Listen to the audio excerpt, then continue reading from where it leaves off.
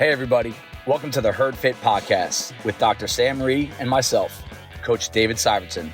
This podcast is aimed at helping anyone and everyone looking to enhance their healthy lifestyle through fitness, nutrition, and most importantly, mindset. All right, welcome back to the Herd Fit Podcast. I'm Coach David Syvertsen here with Dr. and Coach Sam Rhee. We are going to talk about a story that Vivian from Bison told me, like, you guys better do a podcast about this. Gotta listen to Vivian. Our boss, Vivian. Dave Castro is back with CrossFit as of this past week in a new role. For those that don't know, welcome to the earth, but Dave Castro was fired from CrossFit in January 2022. We did a podcast on that here. Actually, I think it's our most watched YouTube podcast for some reason. I don't track that stuff too much. Everyone loves talking about Dave Castro. He's the most polarizing person involved in CrossFit. I'm trying to find the date of it. If anyone wants to go back, I do think if you guys have the time and you have not heard it yet, season 2, episode 30, January 10th is when it became live. If you want to scroll back and listen to it, so that's where you can also find some of the background information. We're not going to go into Castro too much, like his background, but the background of this story was Castro was the director and founder of the CrossFit Games. Yep. His role was general manager of sport. He was the former director of training. That's the director of seminar staff. And he was the short-term CEO after Greg Glassman stepped down, and before Eric Roza became CEO, there was an interim CEO, and that was Dave Castro. So and that was very short-lived. Rosa came on. So anyway, Rosa disappeared on a mental health leave and had not talked to Dave Castro at all. Dave Castro did have a good conversation with him prior to Eric Roza taking that leave. Okay. And then Eric Roza came right back from his mental health leave, and the first thing he said to Dave Castro was, "You're fired." And they tried to spruce it up that it was a mutual departure, and Dave said, "That's garbage. I'm not going to allow that to happen. You are going to tell the community that you're firing me." Do you remember that? Just remember our reaction to that? It was, yes, we were shocked. Shocked. And apparently so was Dave Castro. Yep. He did not see that coming. Castro's reaction, just when he was fired, he was in the middle of prepping for the Open 2022. He had just made a post about we were going to see new elements in this year's Open that you guys have never seen before. And one of them we just recently found out was going to be, there are going to be shuttle runs in the Open. Yeah. And they changed it. But, well, maybe we can talk about that later. The community reaction was enormous. The CrossFit community was, I wouldn't say outraged, but they were not happy about it, and they showed a lot of support for Dave. I think anyone who really, truly loves CrossFit was surprised and really disappointed that he left. So here's the contrast between Greg Glassman and Dave Castro. Greg Glassman was always like a weird figure to us on the outside. I don't know Greg, have never met Greg. Deserves a lot of credit for what CrossFit is now, and Castro has a lot of respect for him, but he was a loose cannon, and he said something on social media he probably should not have, and we're not going to go into that. But a lot of CrossFit gyms started to publicly say they're out. They're not going to be associated with CrossFit if Greg Glassman's still involved, or they just said, "Hey, I'm out in general." When Greg Glassman left, there wasn't a lot of support shown for him from the community. I'm sure some old schoolers were like, "Hey, we really miss you. We appreciate you."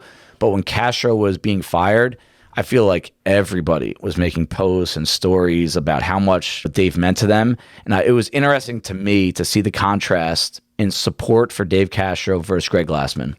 Absolutely. I mean, CrossFit was invented by Greg Glassman. Mm-hmm. He is, by all appearances, a genius. Everyone who knows him calls him a genius. Castro calls him a genius. Mm-hmm. I believe he's a genius. Yep. And it's amazing what he's come up with. But at that time, when they went through that tumult and all of that controversy occurred, he got very little support, even from those who had worked with him the longest. Yeah. Nicole Carroll resigned. Yeah. And if Nicole Carroll, who's the most respected, one of the most respected figures in terms of CrossFit organization, leaves, there are major issues going on. Yeah. And we won't talk about any of the allegations or anything like that. But the fact that Dave Castro now, after all this, has come back. Yep. And he spoke about it at length.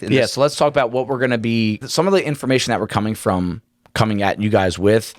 Savan has, if you guys don't know who Savan is, he's the former director of media, I think, media director for CrossFit. He was part of they fired the whole media team back in 2018, 19, I think. I think his last name is Matt Orosin. I didn't even try to say it. But basically, Sevan, he's got a podcast that is becoming more and more popular now. It's a YouTube channel. He does a lot of live call-in shows. He's got a lot of guests. He covers the sport exceptionally well.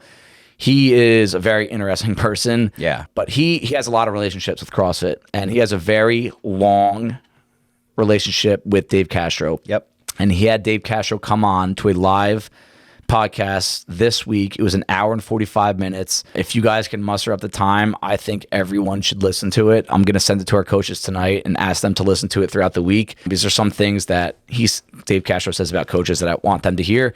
But Dave Castro has never really been a very put himself out there vocal guy. He's a former Navy SEAL. He likes to be under the radar, but he knows he's a public figure. And he came on and discussed at length this whole process of being fired and then being rehired and what his plans are with CrossFit. And it's an awesome conversation. So that's where we're getting a lot of this information that we'll fire at you guys. And I remember Dave Castro, when he got fired, he was saying that the community is what steered him back. Yes. That stood out to me. So timeline-wise, Dave Castro was fired 5 months ago. Yep. In May. So Eric Rosa recently stepped down in May, they announced the CFO, Allison Andriozzi, was the interim CEO of CrossFit. And they're currently interviewing for new CEOs. That's correct. And she, just as a very, very quick background, she's a 10-year veteran member of Park City Fit CrossFit in Salt Lake City, Utah. She's been a CFO and has held a number of financial and leadership positions in other companies. You can check it out on Morning Chalk Up. They talked about this. And so she was just announced in May 25th. Yep. Then on basically June 8th, CrossFit announced that they were bringing Dave Castro back into the CrossFit home office. And their quote was, quote, "Dave Castro will be returning to CrossFit as a key advisor focused on our affiliates and coaches and exploring new ideas for innovation across the business. Dave's deep passion and commitment to CrossFit and to what makes us unique will be key to our future growth and momentum. We're excited for his return and for the collaboration going forward."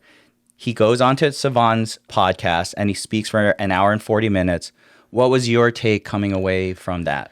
It was very refreshing. It actually motivated me and got me feeling for the first time in a long time that CrossFit really, truly is, to their core, going to have the affiliates back.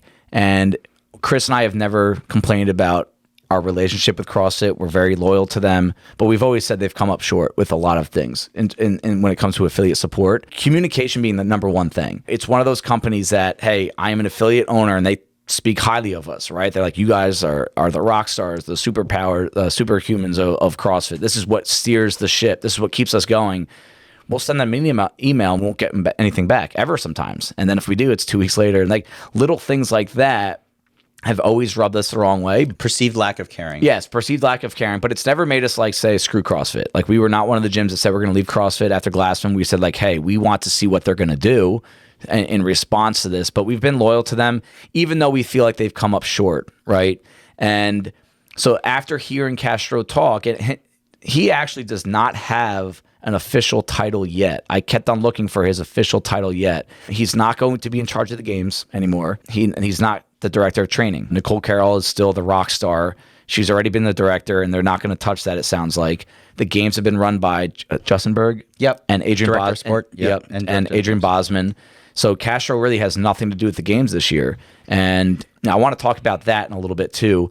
But what is his title? And my takeaway is Castro is basically going to go all in on doing whatever he can do to support the affiliates. And I'm telling you this right now, we'll see if I'm right or wrong. I think it's going to make Bison better. I think it's going to make a lot of affiliates better, and just groups of affiliates and areas of affiliates, coaches, owners, and it's going to trickle down to the members. Like, I think there are members at our gym that are going to benefit by the fact that Dave Castro is now fully all in on supporting the affiliates. He described his role as being an ambassador to the community on Syvertsen's podcast and an advisor to the CEO and executive team. Yep. He said he's reporting directly to Andriozzi, the interim CEO. Yep. So that, which Syvertsen said this, that's a very good thing. Right. And he was asked a bunch of questions, which we'll get into, about his involvement with the games, potential involvement with the games, Yep. Stuff like that. I think the thing that really got me in his podcast, and this is where about 65% of Syvertsen's stuff is super annoying and I can't stand it. Yep. 45% of it, he is such a good interviewer in terms of asking certain good questions. He is. And someone else told me he asked the questions I would want to ask. And he does have a knack and a gift for that. He does. He also asks questions that are grossly inappropriate, and his political views are so jarring. And what I like, Castro called him out. he did. Yeah. And so the first thing that I really was glad that I felt like Castro was being an honest and completely open individual is he said he was completely surprised by being fired by CrossFit. He said, and he has not just, he wasn't just hurt, he compared it to having a baby taken away from him. Yeah. He said, I gave birth to the CrossFit Games. Yeah, because he said that he gets asked a lot, what are your favorite games? And he's like, if someone asked you which one was your favorite kid, what would you say? You can't answer that. And he goes, that's how what he's comparing the games to is children. Right. And then the next thing that he said was he did not appreciate his baby being taken away from him. And his plan was another 5 years of programming so that he would have had 20 years as the CrossFit Games director, where he would have had the next 5 years grooming. A succession plan. Yeah. A succession plan, teaching someone else or others that he felt like was completely cut off prematurely. He did not have the opportunity to help transition the game to somebody else or others. And he clearly found that to be one of the most difficult aspects to deal with. Yeah, that was a really interesting part about how emotionally attached he was to the games. He was asked by Syvertsen, are you going to go to the games this year? And he kind of, I love listening to Dave talk because you can tell he's very thoughtful. He is. And he's a huge reader too. Like I feel like that comes out in the way he talks, some of his vocabulary and language usage. But he doesn't like, there are these like awkward stretches sometimes when I was like, wait, is my internet connection going out? Syvertsen would ask a question and Castro would just think for 10, 15, 20 seconds and then give an answer. And he's like, I don't know if I can go to the games. He goes, I might have to. You know, the CEO say, hey, you're with us now. You got to go out there and be affiliate support. But he said that to be out there and it's almost like, again, like losing a kid or having your kid taken away from you, then you have to go watch him play a baseball game. Like it's too emotional for him to just go for the experience. He's never been a guy that watches anything, semifinals, sanctionals, Wadapalooza, because he likes to watch the games not as a fan like us. It's like it's like his kid performing. He had a hand in everything at the games, and to go there and not have a hand in it at all, it might even be hard for other people that are running the games to have him there because you know what he's thinking. It's like, oh, that shouldn't be that way. That shouldn't be that way. The guy invented the games, for God's sakes. Yeah. So, of course, he feels that way. I can't imagine what that must feel like. Yeah. And yet, for him to sit there in front of the world, admit those feelings, express them. But the other thing is he left the door slightly open. That he might come back to it. He said he was happy. He told Boz, who's programming the games now, he was happy to help in any way that he wanted. Yeah. He also said he did not know if he would be programming the games in the future. Yeah. So he left, like he said all these things that were so emotionally charged for him, but then he like left the door like open. Yeah. No, that's and Dave is again, he's a Navy SEAL and I do think he has a lot of respect for the totem pole. If someone's in front of him or someone's ahead of him and gives him an order, he will do it. And he's always known as a guy that's hard to work for because he demands respect and he expects your best effort at all times. And I think if there's a way to get him back into programming, but he does have to be a part of a team, has to run things by, like he had shuttle runs in the open this year. And like, hey, it would have been cool. Bison would have made it work. It would have been a logistical nightmare for our gym.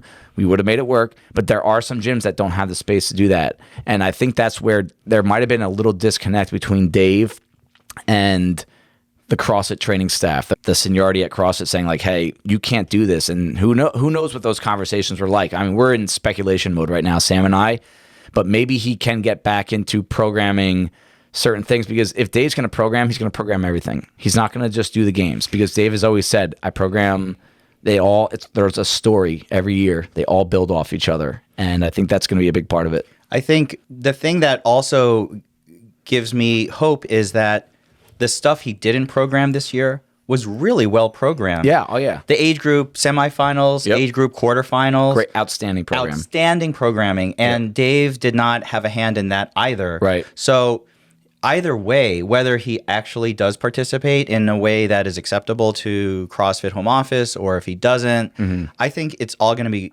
great. I would love, because he does have obviously, who has deeper knowledge than Dave? Yeah. Who has been more creative than Dave in terms of the programming over the years? We could name the craziest crap that he's come up with. Yeah. And you know what? You have to be crazy to challenge people and see what sticks. And to keep it stimulating. Like, yes, we can all create like 10-minute AMRAPs and 21-15-9s, and they're good fitness tests. But if you're creative, it keeps people stimulated. And I think he's as responsible for the growth of CrossFit as anyone in the industry.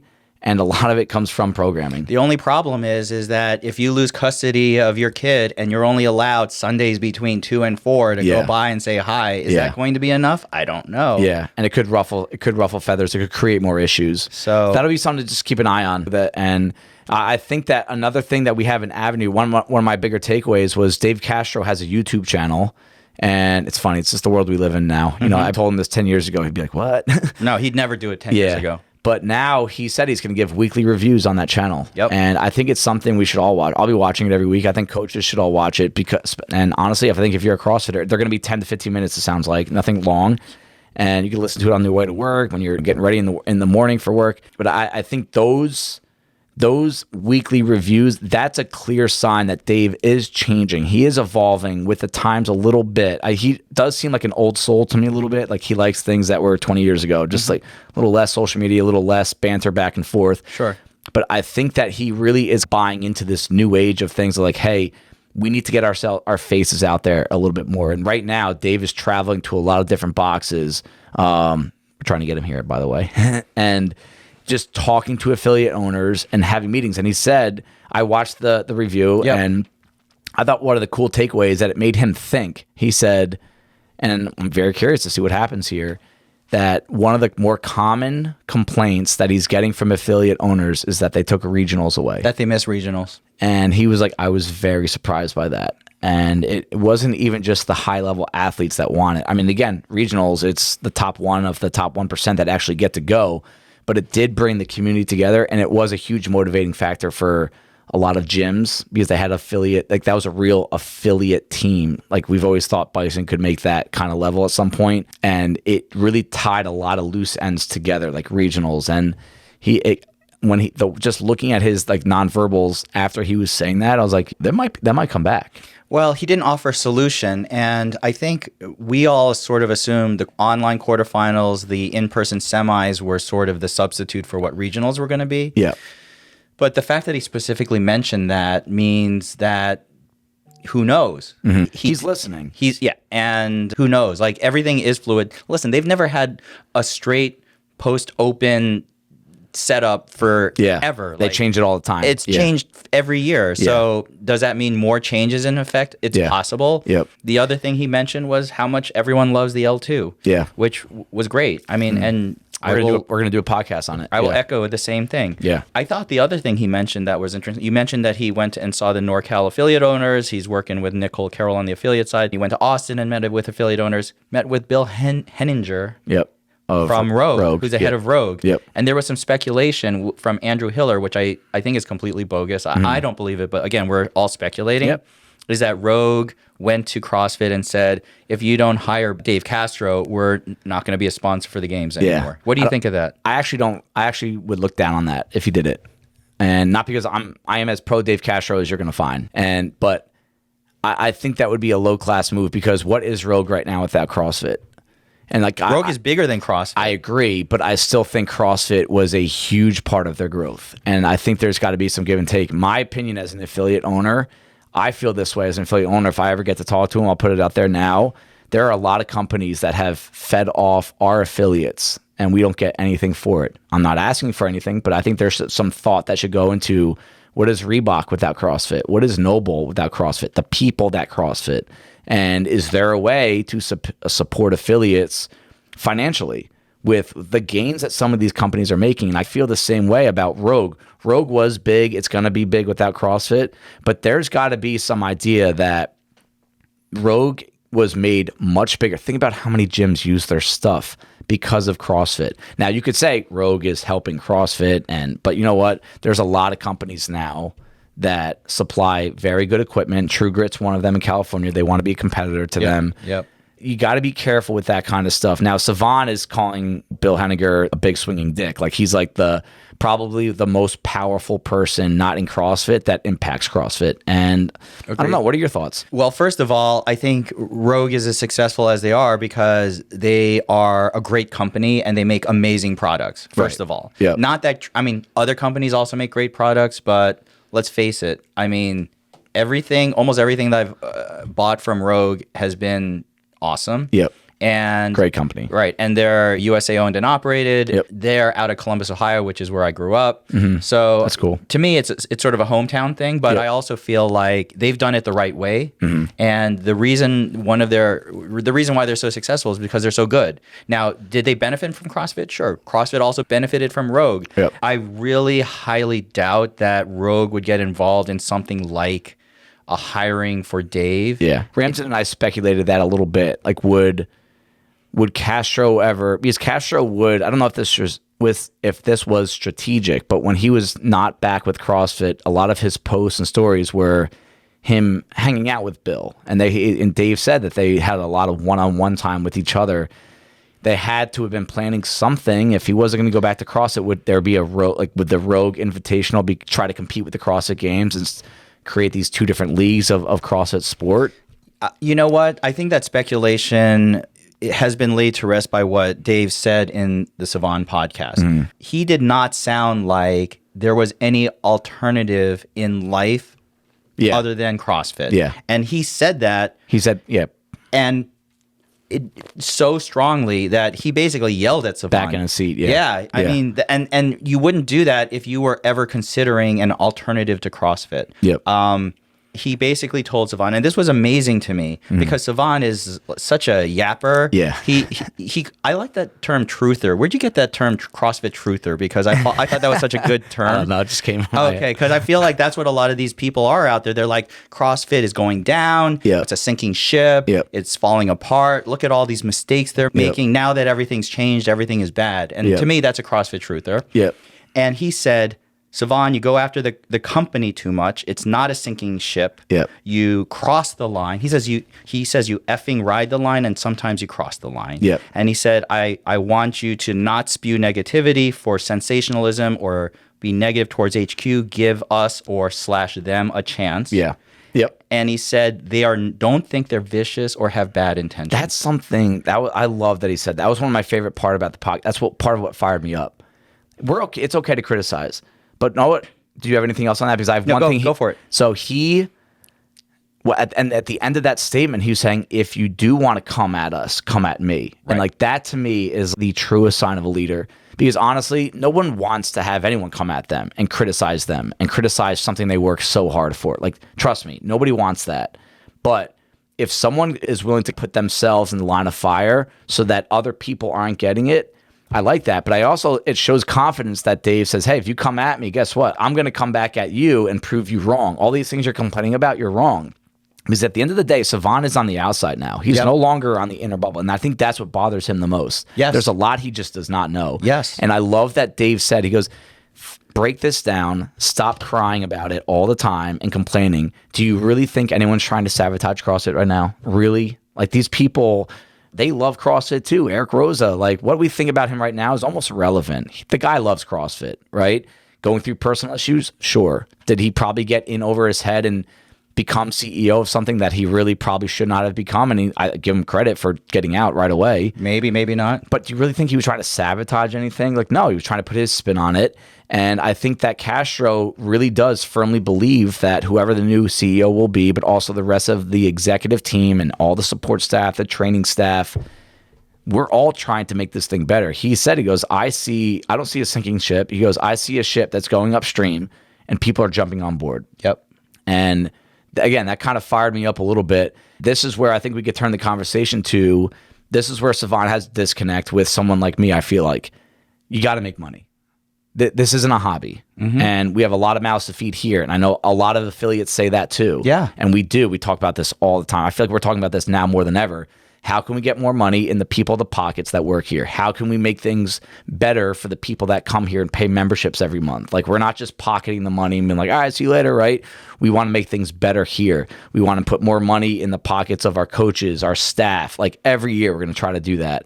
And Dave touched on that. He goes, we don't need to be that 2009 version of CrossFit where we're just trying to WOD with our long shorts and Asics running shoes. There's money to be had, and we need to make sure that we are a money-making business if this is going to stick around. He did say that, yes, CrossFit needs to make money. Needs to be profitable. And he understands that. Yeah. But the thing that really I love is that Castro is in us or them mentality. Right. And he is now considering the current CrossFit company, us. Yes. That's me. Yeah. Which is why he said, come at me, Yeah. i.e. he's part of the CrossFit. And he doesn't even have an official title. Right. It doesn't sound like they've given him a specific power over anyone or Yep. responsibility or some sort of decision-making capability. He called himself an ambassador and an advisor. Yeah. And yet, even with that role, he said, I am CrossFit. Yeah. Yep. And he Come said, at me. come at me. He said, he believes CrossFit will be successful. This is basically a testament to the leadership that's in place right now. Yep. So this is the interim CEO, Andriozzi. This Yep. is the existing executive C-suite, which you just mentioned, that he says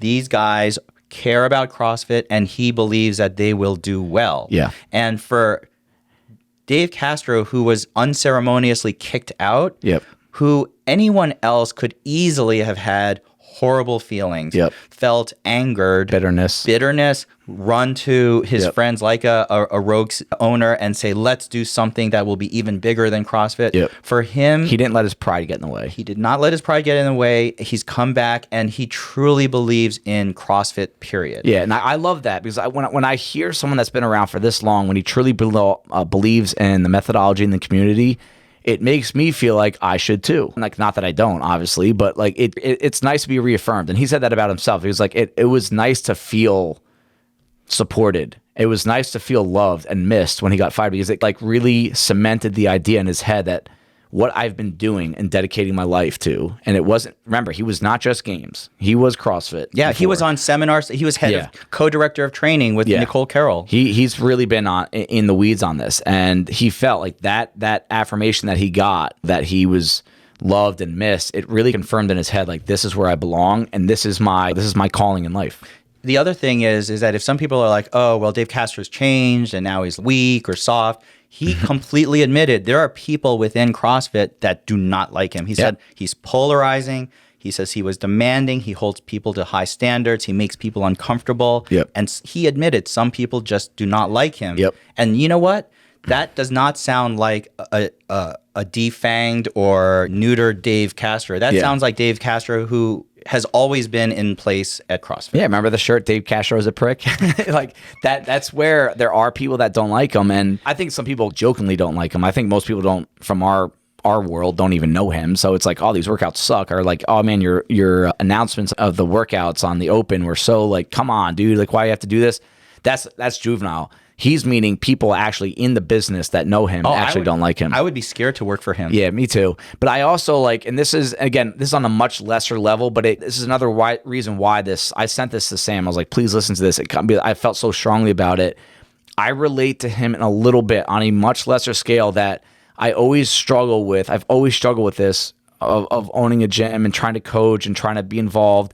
Is I know that I'm not liked by everyone. I know there's people that don't like me, right? Whether it's my classes or who I am as a person, what I try to do, what decisions I make, decisions I don't make. I get it. I mostly like you.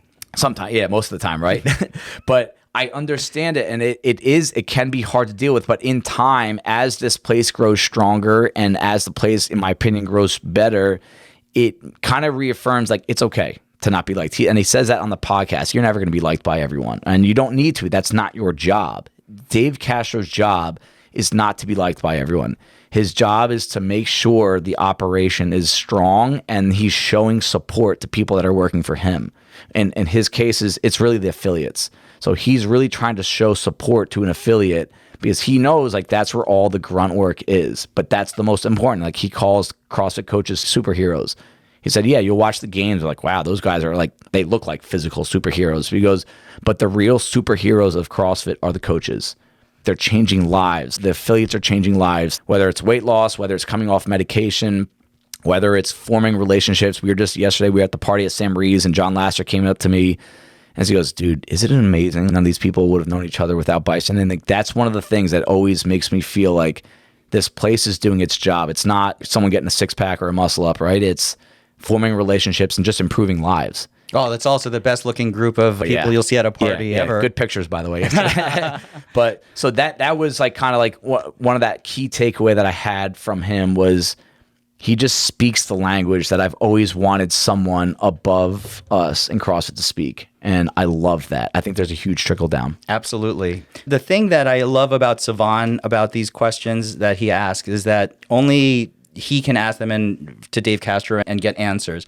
And one of them was about the sports side of CrossFit. He talked about drug use and drug testing. Yeah. And he said a lot of truthers believe that drugs are rampant in CrossFit and that CrossFit protects their top athletes. They protect the Rich Fronings, the Matt Frasers. And the answer that Dave gave to me was completely honest and true. It doesn't seem like he's lying about anything else. Why would he lie about this? And he said, listen, we know there's always going to be more stars. Rich Froning pops, who cares? You have Matt Fraser. You have a Justin Medeiros. You know, who cares if Katrin Davies' daughter would pop or something? Andy Thor's daughter, Tia Claire Toomey. He said there's always going to be another star.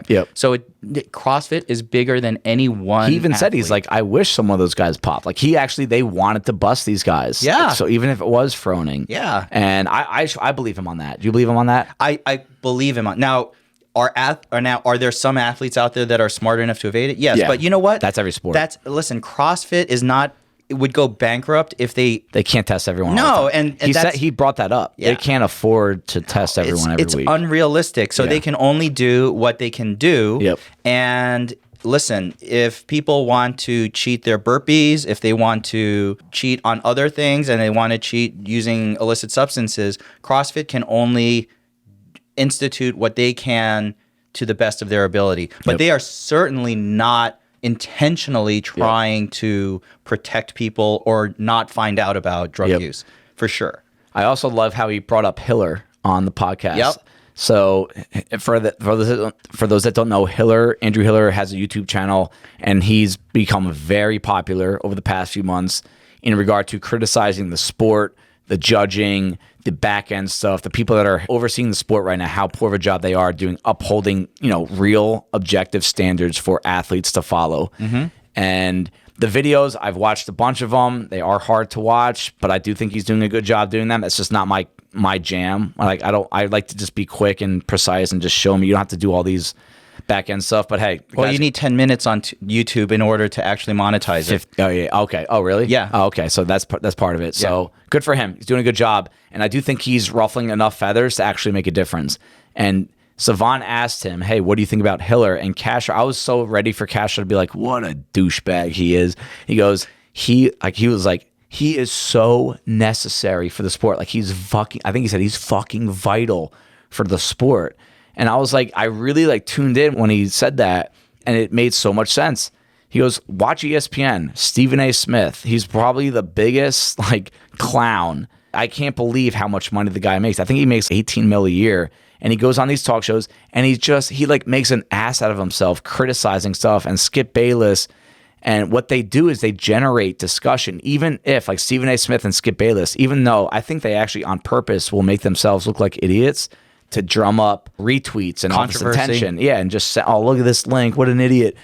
And it builds the brand of the sport. It legitimizes the sport. So when you have people who are like, who's better in the sport, Michael Jordan or LeBron James? No, LeBron James was better. No, Michael Jordan. And then you have people who are like, Rich Froning is the best athlete in the world. No. Better. I mean, Froning or Frazier, that's a common. Right. So when you get to that level with a sport where you can sit there and be like, that baseball player's a clown. He effing sucks. The Astros stink. Whatever you want to say. These cheaters, they cheated. No, right. It's generating discussion. And if you want the sport to grow, you need more of Hillers, to be honest with you. You want people to be zoomed in and just focused on the sport. And when you have baseball commentary where they talk about all that stuff, who's using pine tar, who's not, all that stuff it is not useful in the sense of actually improving the sport. Right. But it's entertainment. Yes. Sport is entertainment. Yes, And that's that what they just said. pulls so many eyeballs Yeah. into the sport. So whether you are a Froning fan, whether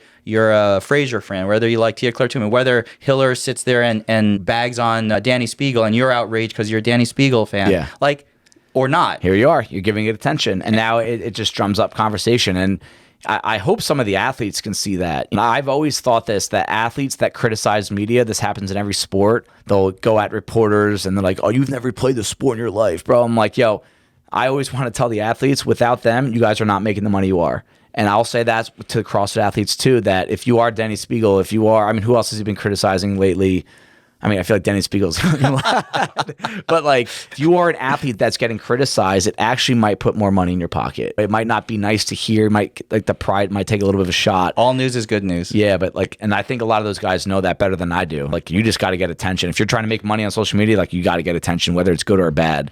And it's going to be, like Castro even said, he goes, I wish he was around when I was director of sport, because he goes, like, I would have went at it with him. And like, that would be, I would pay to watch that. Those two go at it via conversation. Absolutely. Yeah. I mean, and we all have our heroes, and I feel like that's where CrossFit is also starting to go. I have the people that I really admire and look up to in the basketball world. Yep. You have like Derek Jeter, Yep. or who's that guy that His 30 for 30 is coming out in, I think, 2-3 weeks. Right. Can't wait. Yeah. So these are and so when CrossFit builds up iconic athletes also, you have the people who discuss all the crazy stuff, but then you also can lift up the iconic ones. Yep. That shows you how real a sport CrossFit is, when people still are saying CrossFit is not a sport. And Savant even said, like, there have been issues in your sport. He brought up the rope climb situation where Scott Panchik tore his ACL, and he goes, like, what are you going to do to fix this? Like, why aren't these things getting fixed? There are some issues you guys have had for years. And Castro, that was the one part I was kind of like left in the dark a little bit. I wish he had addressed a couple things more specifically. I don't think he knew what CrossFit's response was to all that. Because, again, Dave really did disconnect himself from the sport over the past few months. All Dave basically said, because he didn't know what any of the controversy was, so Savant had to explain it to him. Like, for example, in the semifinal, the rope length was too long, or the judging was problematic. And he said, if somebody says this is the way it's always been, that's not acceptable for his. If it was his team, he didn't actually say that that's what CrossFit, the sport, was actually saying. Right. And I will say, I went back and looked at what Justin Berg said about some of these issues, and he said, we're leaving a semifinal stage that is exciting for us, but surfaced a lot of gaps in our new system. It's a system that we feel comfortable with and we want to lean into, but we know that there have been gaps in communication, and in some cases, gaps in accountability. Communication. Yep. Right. So listen. They're acknowledging it. They are. They've done this in the past, though, so I'm curious to see, like, they're very big on, like, we're going to try to improve the sport. We hear what your criticisms are. We're going to try. And then the same shit happens. That is true. Now, in the old days, I think nothing would have been said. Yeah. They would have fixed them. Yeah. Like Dave Castro would have ripped someone a new a-hole. Yeah. But they wouldn't have said anything externally. Yep. At least this time, they're saying stuff. Yep. And I think the truthers are always just looking to find something to complain about. Something to complain about. I mean, that's people in general. Right. But you know what? Castro said, listen, if you want to complain about the sport or judging or how they do these things, that's totally fine. Yep. It's, don't bitch about home office and what they're doing with affiliates and the community. And growing CrossFit as... I love how Castro separates sport and community and affiliates. And like, we've done this on our podcast multiple times. Like, we really, the further this goes, we have to keep it separate. Yep. Like the CrossFit Games, it's not what we do here. Nope. It has nothing to do with what is going on in our affiliates. And hopefully with Dave in, it sounds like he's going to be connecting a lot of dots between affiliates and coaches and seminar staff and home office and the games. Let him be that guy. But like, I think we as CrossFitters should really, and Savant needs to separate the two. The last thing I want to say about what I took away from this was the mention about Nicole Carroll. Mm-hmm. So he asked how she was doing, and he said, I'm not going to comment on it. But then Savant's so sneaky. He kind of like works around it. He's good, man. Yeah, he is good. And he basically got him to say, Dave Castro, to say that she's been a rock for the people for the past 5 or 6 months. She stepped up to a new level of leadership. And so basically has said that as quiet as she's been publicly, she has also been all in terms of the existing leadership and the direction that the company's going in. Yeah. And I don't think she gets enough credit. And it's partially because we just don't hear from her that that much. I think, did she delete her Instagram? Is it back? I don't even know. No, it's up. Okay. But she's one of the main forces behind the growth of CrossFit and the quality control of CrossFit and how things have just gotten better over the years. And I hope that she gets her FaceTime at some point, not because she wants it, or I mean, who knows what she wants, but I think it'd be good for us to hear. And a lot of, honestly, like, I know we've had people tell us we didn't need to have more women on our podcast. Like, I think it would be good for the females, the women of CrossFit, to have that kind of voice, because I feel like I really relate to Dave, and it might be partially as a man, as a father. He got me thinking a little bit about his kids and his family, how he doesn't put that on Instagram and why that's the case. And I just like hearing him talk about that stuff as a man, but also as a CrossFitter and as a coach. And I think for the women of CrossFit, I think it'd be really cool to kind of get her out, her face on camera, and just let us listen to everything she has to say. She never has done that, but she is probably, in my opinion, the person with the most integrity at CrossFit, with the most longevity. So the most credibility too. The most credibility. When the whole thing went down with Glassman, she resigned and stepped away. Yeah. When all of the allegations, all of the issues, she left CrossFit. And stepped away from what was something that she was there from the beginning. And then 3 weeks after that, after they got Greg Glassman to leave, they hired Eric Rosa, she announced she was coming back. To me, the fact that she was willing to step away, the fact that she was willing to come back, and the fact that even though she hasn't said boo, but you can tell how much of a role she plays. Her actions spoke loud. So loud. And so wherever Nicole Carroll goes, for me, as someone who believes in CrossFit and is looking for how is CrossFit going to be successful, Dave Castro too, it's Nicole Carroll. Yeah, awesome. All right, so thank you guys for listening. That's Dave Castro is back. Maybe someday we'll have him on here. I am wearing my Dave Castro shirt, so I hope maybe we can get him to see that. But so glad he's back. I think it's going to only improve what we're trying to do here. And if you guys have any time, I know it's an hour and 48 minutes out of your life, but I would go try to find that YouTube channel, find that episode with Dave. It's worth a listen. All right, thank you guys. Thank you, everybody, for taking the time out of your day to listen to the HerdFit podcast. Be on the lookout for next week's episode.